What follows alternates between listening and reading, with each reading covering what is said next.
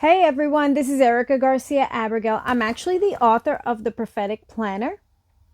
It's an undated planner. It's available on Amazon. And I was actually thinking about just reminding all of you that it's available worldwide right now.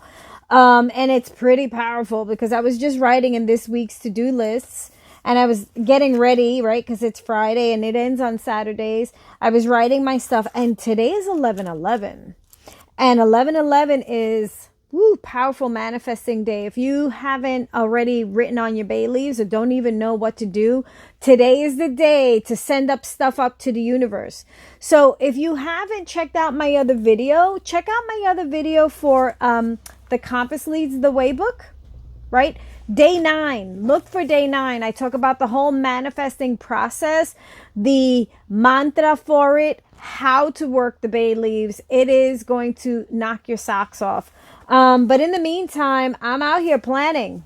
I'm planning for my year because I don't know about y'all, but I'm going to shift stuff. So the Compass Leads the Way. I also have it in Spanish. La brújula marca el camino. Yes, I do. And the Prophetic Planner. It is super fantastic. It is all of my life coaching tools all in one, wrapped up in one book. And it's a beautiful small size. It's bound, so you have no spirals needed. Fits right in your purse. I carry it all the time with me. I've even added some tabs for the month just because I'm future planning. But in the beginning, you start reflecting. You start assessing on who you really are.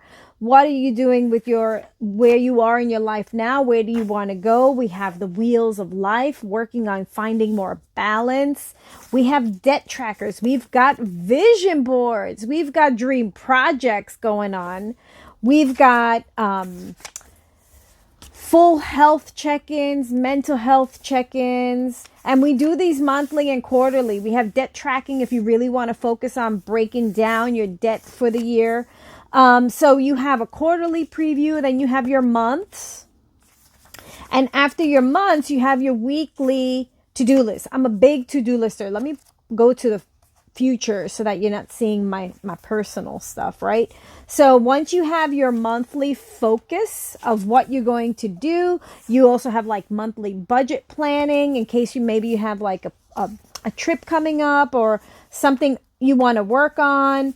And then we have a monthly overview, like a high level grid. That's more like a daily, like what's going on every Monday, what's going on every Tuesday. It goes down in the numbers, not across. We have our weekly focus. What are you focusing on this week? What are your important dates? What are your exercise goals, your water intake? What challenges have you learned from last week? What are your aligned actions or your prayers, or what are you manifesting this week? What are the quotes that you're working on? What are the reminders?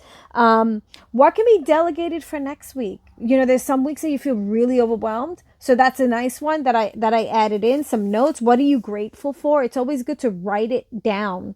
And then, some general reminders, and then your master to-do list each day.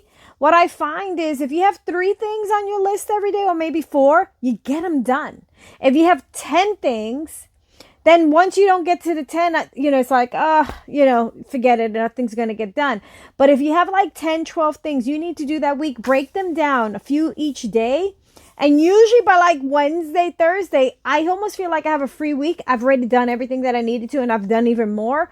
And it just really helps me. And then my hourly grid for the week helps me plug in my important dates, but then it also helps me find where I have open pockets of time this week. So that's where you can make the magic happen, right? So if you're like me, I'm writing 3 more books. And I'll say, well, I didn't realize Tuesday I have a gap between like 3 and 4 o'clock. I plugged in, okay, I'm going to, take some time to do some writing, or maybe I'll do some social media on Saturday morning instead of Sunday morning, and I shift things around. So this is like my high level weekly grid on how to move things forward. Then the best part is in the back, we have extra notes pages. We have extra debt trackers. I even gave you like a 30-day challenge page. There's a few of them in this book too, right? So you can say, you know what, I'm going to do 30 days of whatever, 30 days of yoga with Erica, 30 days of meditation, something crazy. But you don't even have to do those, because actually those are built in to your dailies. So you have a lot of, in your master planning, you have daily checkoffs anyway for the habit tracking. So it's creative play, meditation and yoga, socializing, mindful eating, praying, visualizing, connecting with nature, self-care, and letting go or forgiving. That's every day as a habit tracker.